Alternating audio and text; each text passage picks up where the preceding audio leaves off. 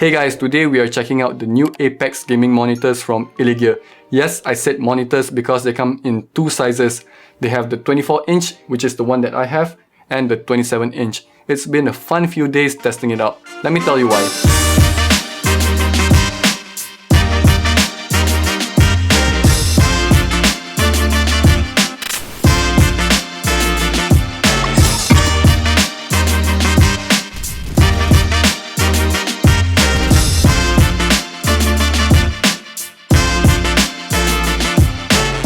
As the name suggests, this is a 24-inch display with a 16:9 aspect ratio. You can expect clear and smooth Full HD content on the Apex. With a maximum refresh rate of 165Hz, 1 millisecond response time and adaptive sync, you can be sure to nail that headshot in your game next time. Unless you really suck, like me.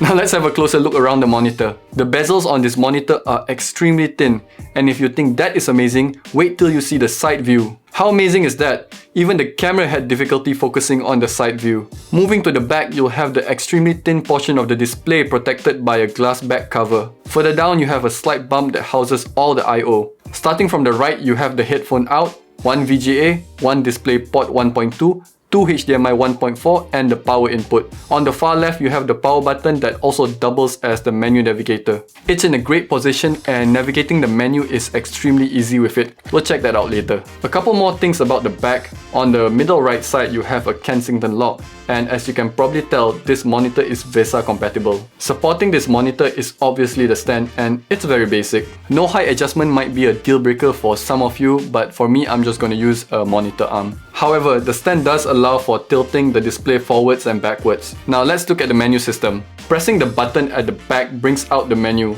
You first have the picture settings. You can change the brightness, contrast and the picture mode. Next we have the color settings. You have the option to change between 6500 Kelvin, 9300 Kelvin or a user-defined setting. Set the red, green and blue values yourself. Next is the on-screen display settings. You can change the language, horizontal and vertical alignment, transparency and the OSD timeout. The setup menu is where you can look into the input and resetting the settings. Lastly, we have the other settings. You can set the display size, blue light filter, overdriver and adaptive sync. Now let's look at some shortcuts using the toggle at the back. If you move it down, you'll have the input selections. If you move it to the left, you have the picture profile selection. If you move it to the right, you have some cool gaming settings. The left option is for setting up a crosshair on the screen, and the right option is for setting up a timer on screen. Moving the toggle to the top does nothing. That's it for the menu system. Now let's get back to the video. So I'm using the Apex 24 with the new Illegear Onyx Pro. This is running an RTX 3070, so it is a perfect match. By the way, my review of the Onyx Pro and the Selenite Pro is coming up, so stay tuned for that. Anyway, back to the Apex. I'm connected via HDMI, so the refresh rate actually maxes out at 144Hz, not 165Hz. In fact, that's the same refresh rate as my 27-inch AOC desktop display. Nonetheless, I've had so much fun playing Valorant on this monitor. The movements are so smooth and it really brings a whole other level of immersion into your gameplay. However, the colors out of the box were a bit too bright for me, so I dialed it down a bit using the menu.